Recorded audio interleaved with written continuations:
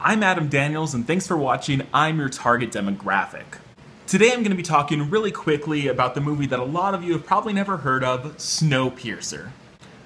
And why I'm going to talk about Snowpiercer is because it's in theaters now. It's about to go hopefully wide release, and you need to see it.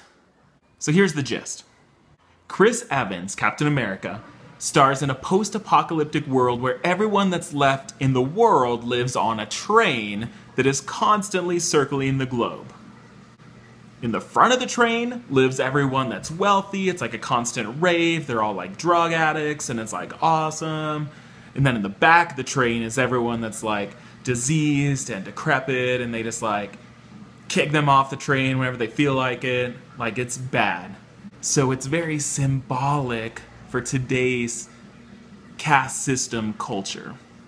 Now Chris Evans says, this sucks, I'm gonna start a rebellion, and I'm gonna work my way up to the front of the train. And he does, and it's awesome! Now, it's a very intimate movie because it's really, the biggest scene can only be the size of a train. So everything feels kind of claustrophobic, and it's amazing. So the tone really works. It feels compact. You feel why they're gonna fight and work their way to the front, like things suck. Like, it reveals little by little kind of what has been happening. It's been 17 years that they've been living on this train, and it tells you all the horrible things that have happened. And it's believable. Like, I've seen a lot of Chris Evans stuff, and this gives him such a range of emotions that he's not just the good guy Boy Scout that we've seen in a lot of superhero movies recently, but he's angry, he's sad, there's moments of quiet introspection that give him a lot to work with. For the supporting cast, we have Tilda Swinton, we've got Jamie Bell, we've got John Hurt, a lot of really big names, so it gives you a little idea that this movie might be more than you're expecting. What I love most is that this movie, it feels like a real world.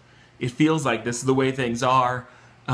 A lot of post-apocalyptic movies these days tend to use the story as an excuse for things to happen, right?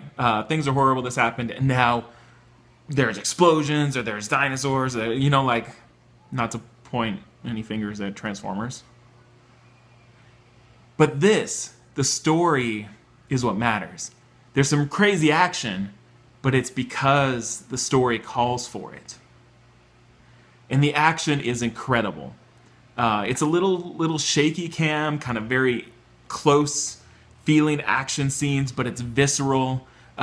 It's pretty violent, but it doesn't dwell on it, so it's not gory so much. It's just kind of like, oh.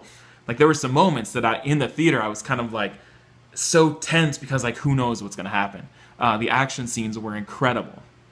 Now, the one thing that might not please everybody is the ending of the movie.